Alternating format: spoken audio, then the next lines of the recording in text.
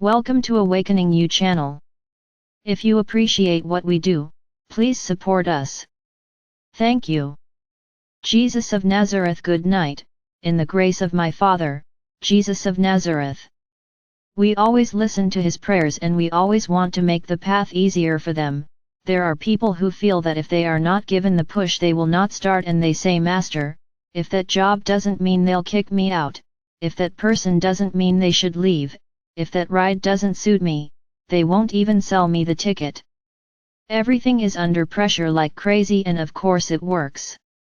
It works because sometimes they need to get angry, and many times they have used anger as a mechanism to achieve things and feel that the guide can be forceful, and we also want them to feel that they can see things in time so as not to have to reach those conditions so difficult for everyone to be in a fight.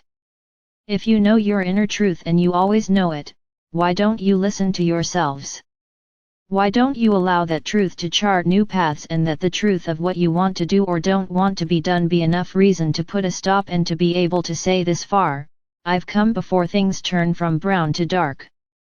Before they start to have serious problems, before things get painful, and also then they can say to God, if my time is still in this space, in this place, improve the conditions for me. Help me so that I can find here a place, or give me something better than what I can be living here without it needing to be in the extreme of pain and suffering and under the filter of pain and suffering, which is how human beings always create things, in which if it does not hurt because you do not feel that you are alive, and also in a subtle way in more loving, calmer ways, and everyone deserves a good life, everyone deserves well-being, everyone deserves to travel, work in what they like, have what they need to progress, to have a roof over your head, to have your basic needs, your services, what your family requires, for clothing, for luxuries, all of that is under the protection of God, and if you can contemplate it, it is because the Father too you want it. But when you manage to convince yourself that you also want that, the feelings of separation that you were taught from when you were told as children, we are poor and you can't ask for that, or you have to buy things in a condition wherever it is,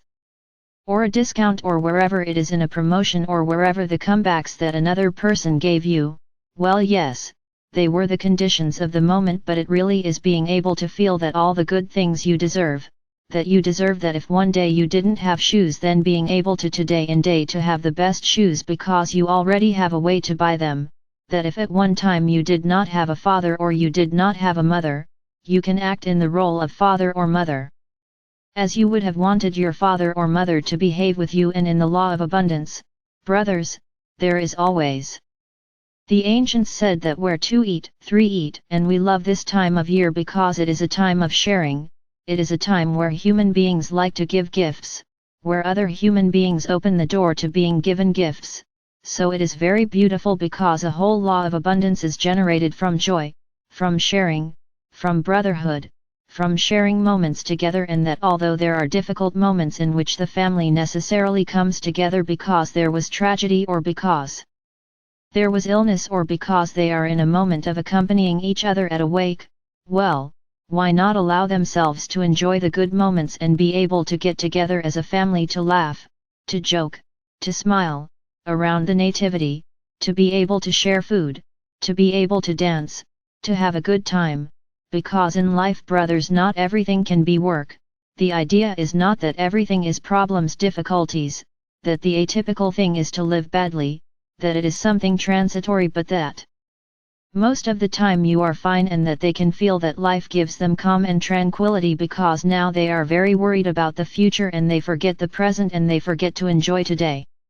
Don't save happiness for tomorrow, don't save smiles for tomorrow, don't save saying thank you to your family for tomorrow, don't save being able to say you are very important in my life, I love you, or being able to tell a person how nice it is that you are part of me life.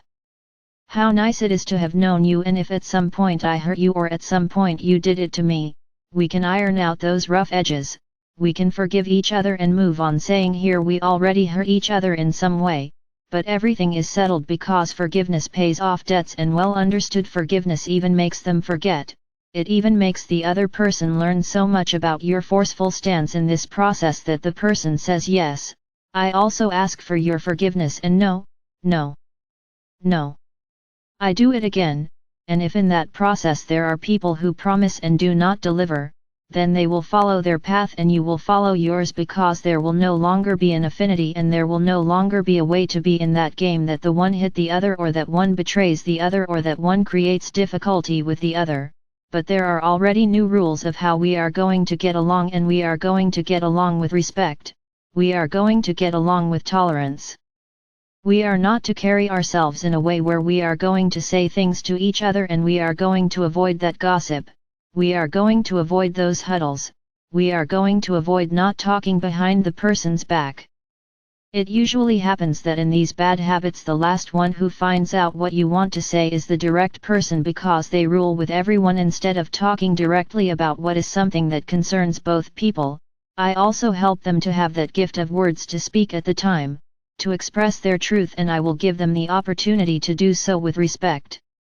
Sometimes they send that truth to hit the other, they send that truth in an intense way, forgetting that there are more loving and calmer ways of being able to say this: I don't like it, this hurt me, we can solve this. And the important thing is also that they learn to let go. Get rid of those resentments that keep you overwhelmed, those resentments that even though time passes and time passes, you still don't let them go, and they continue to give you strength. And in the process of forgiveness, when you already remove something or someone from your life, you have to put that to rest.